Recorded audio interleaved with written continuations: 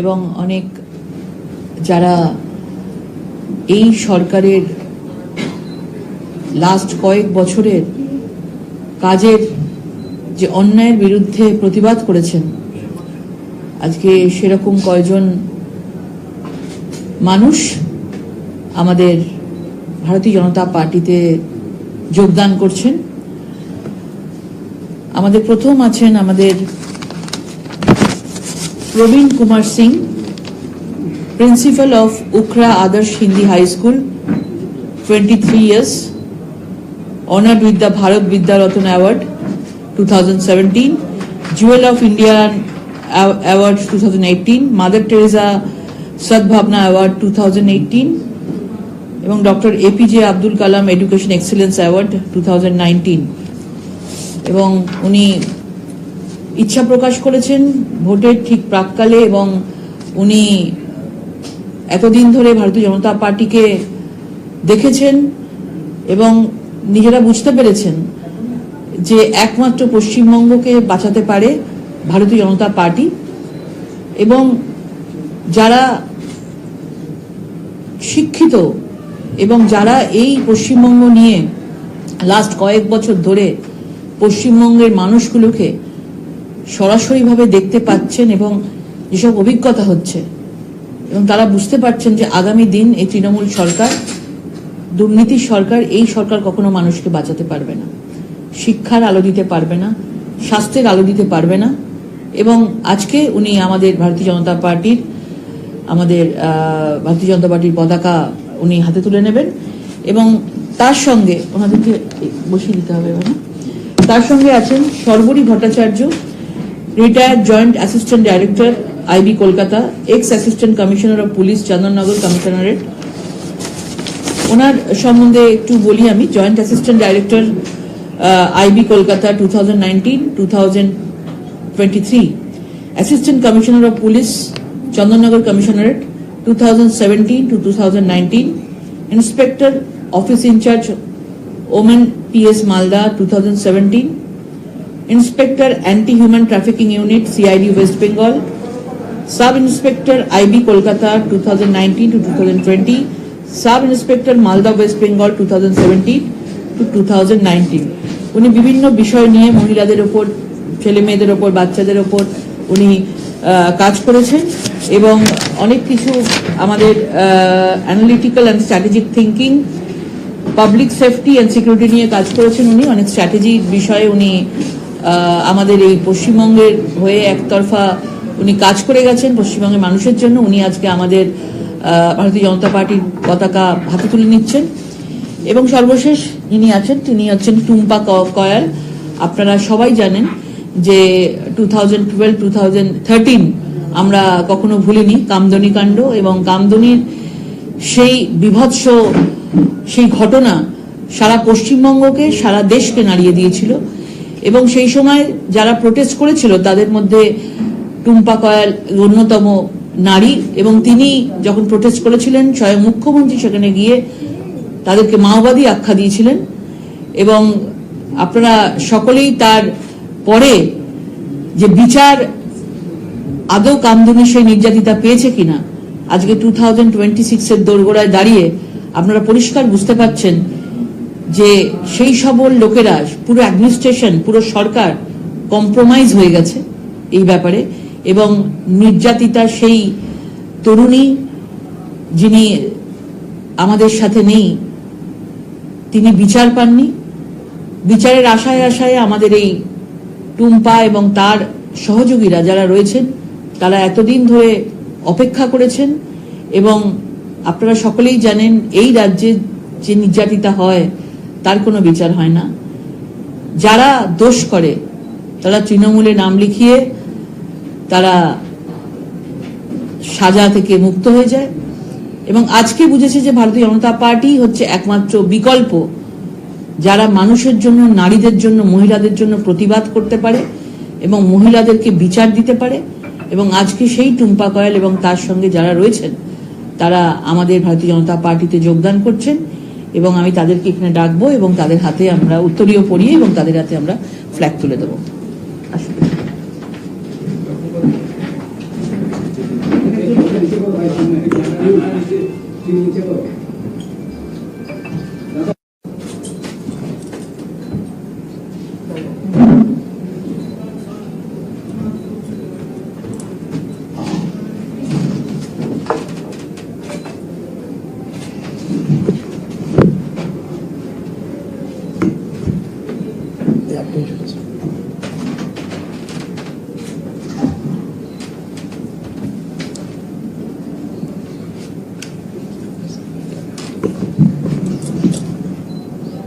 भारत माता भारत माता की जय, भारत माता की जय।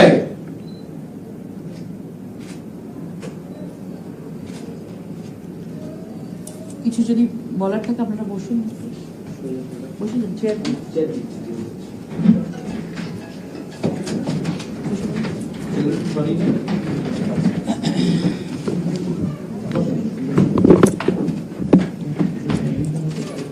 আপনাদের যদি কিছু প্রশ্ন থাকে করতে পারেন। টুম্পা, আপনি তো অনেক দিন ধরে একটা লড়াই লড়েছেন, আমরা দেখেছি আপনাকে। তো বিজেপি কেন, মানে বিজেপিকে কেন মনে হলো যে বিজেপিতে যোগদান করা উচিত? দেখুন, 2013 থেকে বিজেপি আমাদের সঙ্গে ছিল এবং আপনারা জানেন হাইকোর্ট থেকে যখন আমরা নিরাশ হয়ে ফিরেছিলাম তখন দিল্লিতে যাওয়ার জন্য বিজেপি আমাদের সাথ দিয়েছেন এবং আমরা সুপ্রিম কোর্টে মামলাটা করতে পেরেছি। তার জন্যই আমার মনে হয়েছে যে বিজেপিতে জয়েন করে নারী নির্যাতনের বিরুদ্ধে আমরা লড়াই করতে পারবো, কারণ দীর্ঘ 12 বছর ধরে আমরা লড়াই করেছি কোনো রকম রাজনীতি ছাড়াই, কিন্তু এই লড়াইয়ে অনেক রকম সম্মুখীন হতে হয়েছে আমাদেরকে। কখনো খুনের হুমকি দেওয়া হয়েছে, কখনো বাড়ির সামনে বোম ফেলা হয়েছে এবং 2024-এ যেভাবে আমার হাজবেন্ডের উপরে অ্যাটেম্প টু মার্ডার করার চেষ্টা করা হয়েছিল সেটা রাজ্যবাসী প্রত্যেকেই দেখেছে। এবার সেই কারণে আমি চেয়েছি যে রাজ্যের নারীদের এবং এই দুর্নীতি বা সরকারকে হারানোর জন্য আমার এই বিজেপিতে আসা। কিন্তু আপনি নিজেই বললেন যে বিজেপি প্রথম থেকে আপনাদের সাহায্য করেছে, ছিলেন আপনাদের সঙ্গে। দেখুন, শুধু বিজেপি সিপিএমও ছিল, আপনারা দেখেছেন। কংগ্রেসের হাত ধরে আমরা গেছিলাম দিল্লিতে, সেটাও আপনারা দেখেছেন। কিন্তু এই মুহূর্তে দাঁড়িয়ে আমার যেটা মনে হয়েছে যে এই দুর্নীতি বা সরকারকে হারানোর জন্য বিজেপি বেস্ট। হ্যাঁ, না, ইলেকশনের আগে অ্যাকচুয়ালি কি বলুন তো, আমার বাড়ির দিক থেকে পরিস্থিতির চাপে পড়ে একটু সম্মুখীন হতে হয়েছিল। কারণ ফ্যামিলি, দেখুন, ফ্যামিলি না চাইলে তো জয়েন করা যায় না, না, ফ্যামিলির একটা সাপোর্ট দরকার। সেই ক্ষেত্রে ফ্যামিলি পুরো দমে আমাকে সাপোর্ট দিয়েছেন। এবার ওনারা চান আমি রাজনীতিতে আসি। হয়ে গেছে। আপনার জন খুবই সামনে সারিতে ছিলেন, মৌসুমী কয়াল এবং টুম্পা কয়াল। এই যে আপনার বিজেপিতে যোগদান, এটা নিয়ে বন্ধু মৌসুমী কয়ালের সাথে আপনার কোনো কথা হয়েছে? দেখুন, মৌসুমীর সঙ্গে কথা হয়েছে। এবার মৌসুমী যার সেই একটা নিজস্ব ব্যক্তিগত ব্যাপার থাকে। এবার মৌসুমীর ব্যাপারটা দেখছেন যে উনি কি করবেন না করবেন। আমার ফ্যামিলি থেকে সাপোর্ট পেয়েছি, আমার নিজের ব্যক্তিগত দিক থেকে মনে হয়েছে বিজেপিতে আমি ভারতীয় জনতা পার্টিতে জয়েন করার, সেজন্য আমি জয়েন করেছি। চলো, ঠিক আছে। আর কোনো প্রশ্ন আছে? মুখ্যমন্ত্রী মমতা বন্দ্যোপাধ্যায় বলছেন, একটু প্লিজ একটু পেছনে না, এখানে আমরা হাডুডু খেলতে আসিনি। কন্টিনিউয়াসলি আইটি সিলেকশনে বকবক করে যাচ্ছে। লকেটদীপ, মুখ্যমন্ত্রী মমতা বন্দ্যোপাধ্যায় বলছেন যে তাকে এর আগে পায়ের চোট করে দেওয়া হয়েছিল, বিজেপি চোট করিয়ে দেওয়ার চেষ্টা করেছিল, এবার কি মারার প্ল্যান করছেন? সরকার মমতা বন্দ্যোপাধ্যায়ই করবেন, বাংলা জয় করে আগামী দিন দিল্লিও জয় করবেন। ভুলে যান আপনারা কোন রকম প্রার্থী দিয়েছেন, আমি আপনাদের সমস্ত জায়গায় প্রার্থী। দেখুন, ওনার কথা শুনে পরিষ্কার এটা একদম বুঝতে পারছি যে আগের বারের যে নাটকটা হয়েছিল সেখানে কখনোই কোনোভাবে বিজেপি তাকে অ্যাটাক করেনি। কিভাবে কি হয়েছিল সবাই চোখের সামনে দেখেছেন। 1 মাস ধরে পুরো ভোটের সময় হুইল চেয়ারে ঘোরা, এবং যেদিন ভোট হয়ে গেল, যেদিন জিতে গেল, একদম সঙ্গে সঙ্গে স্টেজে উঠে গেলেন। এটা তো কখনো সম্ভব নয়, এবং সেই নাটক সারা দেশ দেখেছে। এবার নতুন নাটকের অপেক্ষায় আমরা রয়েছি, এবং নাটকের তো আগের নাটক তো আগের স্ক্রিপ্ট তো আর নতুন করে পুনরাবৃত্তি হবে না আমরা জানি, এবং এবারে নতুন ভাবে সিম্প্যাথি নেওয়ার চেষ্টা করছে। এবং এর জবাব কালকে আমাদের মাননীয় গৃহমন্ত্রীজি খুব সুন্দর করে দিয়ে গেছেন যে মমতা বন্দ্যোপাধ্যায় পশ্চিমবঙ্গে একজন মহিলা। আমরা সব ক্ষেত্রেই বলি যে পুরুষ মহিলা আমরা সবসময় সমান সমান, কিন্তু কোনো কোনো সময় ভোটের বৈতরণী পার হতে গেলে অনেক সময় একটা সিম্প্যাথি নেওয়া, মহিলা ভিকটিম কার্ড এরকম ভাবে একটা খেলার জায়গা আমরা দেখেছি। এবং সেখানেই এই মহিলা মুখ্যমন্ত্রী হয়ে একটা মনে করেন যে দেশের মধ্যে আমরা একটা সিম্প্যাথি নিয়ে বা রাজ্যের মধ্যে একটা সিম্প্যাথি নিয়ে আমরা এবারের নতুনভাবে এই ভোটের বৈতরণী পার হোক। কিন্তু ওনাকে কোনোদিন কেউ কিছু করবেও না। কারোর কোনো মানুষই একদম সংবিধানের পদ্ধতিতে জনমানুষের যে রোষ তৈরি হয়েছে সেই অটোমেটিক্যালি এই সরকারকে এই বাংলা ছেড়ে চলে যেতে হবে। মানবাজারের সভা থেকে তিনি আজ প্রকাশ্য সভায় অমিত শাহকে তীব্র আক্রমণ করলেন, চার্জশিট পেশ নিয়ে। তিনি বললেন গতকাল বিজেপি দলের এক খুব বড় নেতা দাঙ্গা করে ক্ষমতায় এসেছিল, তৃণমূলের বিরুদ্ধে চার্জশিট দিতে এসেছিল কাল। আমি তো বলছি আপনার বিরুদ্ধে চার্জশিট প্রকাশ করা উচিত। কত মানুষকে মেরেছেন দাঙ্গা করে? যখন আমেরিকা থেকে শিকল বেঁধে বিমানে করে দিল্লি নিয়ে আসা হলো লোকেদের, আপনি কোথায় ছিলেন? একটা গর্ধসত্ত্বের দল ওনার দোকান কাটা, মানুষের কথা শুনতে পায় না, তাই মানুষের নাম কাটা ওনার কাজ। দাঙ্গাকারী, স্বৈরাচারী, গণতন্ত্র হত্যাকারী, এদের কেউ ভোট দেবে না। এত রাগের প্রতিফলনটা এত বেশি যে একজন গৃহমন্ত্রীকেও একটা ঠিকমতো সম্মান দিতে পারছেন না। তুইতকারী, দাঙ্গাবাজ, একবারের জন্য তিনি যে এই রাজ্যের, এই দেশের এবং তার সঙ্গে রাজ্যটাও কিন্তু এই দেশের মধ্যে পড়ে, সেটারও যদি উনি একজন গৃহমন্ত্রী, সেইটুকু উনি সেইটুকু রেসপেক্ট উনি দিতে পারছেন না। আজকে সারাক্ষণ উনি দেশ নিয়ে কথা বলছেন। আজকে এই বাংলাটা কিন্তু দেশের বাইরে নয়। আজকে আনন্দপুরের মতো জায়গায় 30-এর বেশি শ্রমিককে কিছুদিন আগে মোমো কারখানার যে ফ্যাক্টরি ছিল সেখানে জীবন্ত পুড়ে দগ্ধ অবস্থায় একের পর এক লাশ বেরিয়ে আসছিল। পুরো মিডিয়া পার্সনকে ওখানে যেতে বারণ করে দেওয়া হচ্ছিল, 144 করে দেওয়া হয়েছে, কাউকে যেতে দেওয়া হবে না, এবং নিজে পর্যন্ত যাননি। সেই জায়গাটা উনি কেন সামনে আনছেন না? পশ্চিমবঙ্গের মানুষ তার উত্তর চায়। মুর্শিদাবাদের মতো জায়গায় সেরকম শয়ে শয়ে লক্ষ লক্ষ লোক যখন ওই বিল বেরোলো, তারপরে তারা বিভিন্নভাবে প্রত্যেকটা ঘরে ঘরে ঢুকে লুট করা থেকে শুরু করে মহিলাদের ওপর অত্যাচার করা, তাদের ঘটি বাটি যতটুকুনি পয়সা কড়ি ছিল সবকিছু লুট করে নিয়েছিল। তখনও মমতা বন্দ্যোপাধ্যায় একজন মহিলা হয়ে সেইখানে একবারের জন্য যাননি। উপরন্তু পুলিশ দিয়ে সেই মহিলাদেরকে নৌকা করে মালদাতে একটা স্কুলের মধ্যে ক্যাম্প করে রাখা হয়েছিল, তাদেরকে আলাদা করে শেল্টার দেওয়া হয়েছিল। পুলিশ কিন্তু সেই দিনকে যারা সেদিনকে আমাদের দুজন হিন্দুকে যেভাবে কুপিয়ে হত্যা করেছিল তার কিন্তু কোনো বিচার হয়নি। মমতা বন্দ্যোপাধ্যায় 1 মাস পর হেলিকপ্টারে করে গেছেন, রাস্তা দিয়ে যেতে পারেননি, রাস্তা দিয়ে যাওয়ার সাহস পাননি।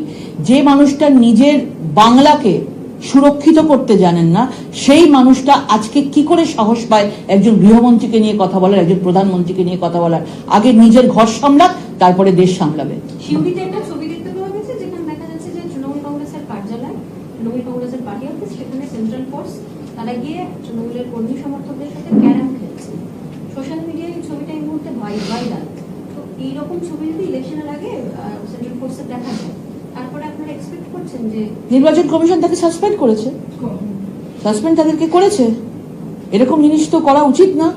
আমরা বারবারই দেখেছি যে তারা বিভিন্নভাবে সেন্ট্রাল ফোর্স যখন এসে যায় বহুদিন আগে থেকে, তাদেরকে নিজের জায়গায়, নিজের এরিয়াতে, নিজের মতন করে তারা পকেটে ঢুকিয়ে রাখার চেষ্টা করে। তৃণমূলের পার্টি অফিস থেকে শুরু করে বিভিন্ন জায়গায় তাদেরকে খাওয়া দাওয়া করানো হয়, সেগুলো আমরা নির্বাচন কমিশনকে রিপোর্ট করেছি। আশা করি এই ধরনের পুনরাবৃত্তি এখানে হবে না এবং যারা এখানে করছেন তাদের উচিত শাস্তি দেওয়া হবে।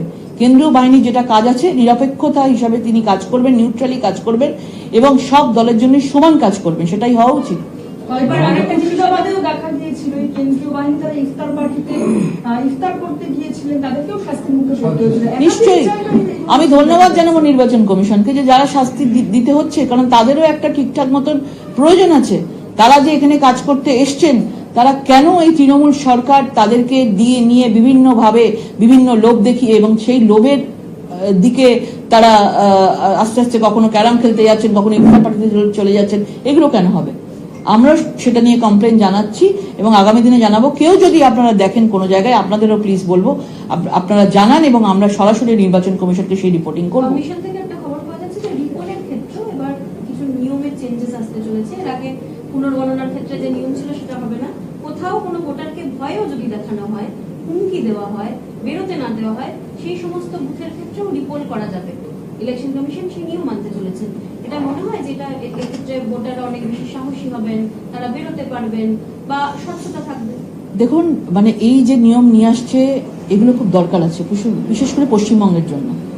পশ্চিমবঙ্গে যখন কাউন্টিং হয় তখন বিভিন্নভাবে কারসাজি করা হয়, বিভিন্নভাবে কাউন্টিং এজেন্টদেরকে প্রলোভন দেখিয়ে তাদেরকে কিনে নেওয়া, বিভিন্নভাবে সরকারি অফিসার যারা থাকেন ওখানে, প্রিসাইডিং অফিসার যারা ভেতরে থাকেন কাউন্টিং অফিসার হিসাবে তারা সেখানে যান, সেখানেও তাদেরকে বিভিন্নভাবে প্রলোভন দেখানো হয়, বিভিন্নভাবে ধমকি দেখিয়ে কাউন্টিং গুলোকে নিজের দিকে আনার চেষ্টা করা হয়।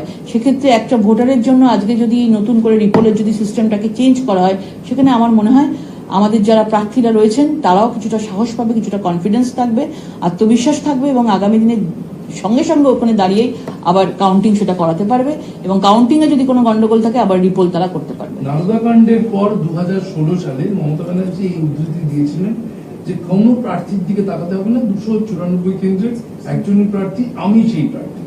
আজকে দেখা গেল 2026-এ এসে আবার সেই উক্তি, 294 কেন্দ্রে আমি প্রার্থী। এই যে 2016 পর 2026-এ 294 কেন্দ্রের প্রার্থীর নাম মমতা বন্দ্যোপাধ্যায়, এটা আপনারা কিভাবে? এটাই তৃণমূলের তো একটাই পোস্ট, বাকি সব ল্যাম্প পোস্ট, তিনি নিজেও বলেন। এবং তাদের ভাবুন যে তাদের অবস্থাগুলো কি, যারা প্রার্থী হয়েছে তাদের কিছুই নেই।